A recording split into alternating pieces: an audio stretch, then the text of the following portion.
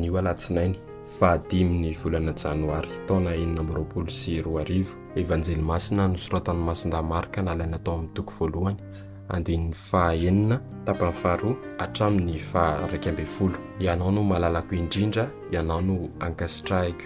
Tamin'izany andro izany, nitory teny Joany Batista, ka nilaza hoe avy aoriako ilay mahery noho Izaho, ka tsy mendrika hiondrika amin'ny fehikapany akory aho. Izaho nanao batemy anareo tamin'ny rano, fa izy kosa hanao batemy anareo amin'ny Fanahy Masina. Ary tamin'izany andro izany dia tonga avy any Nazareta, tanànan'i Ilay Jesoa, ka nataon'i Joany batemy tao Jordany.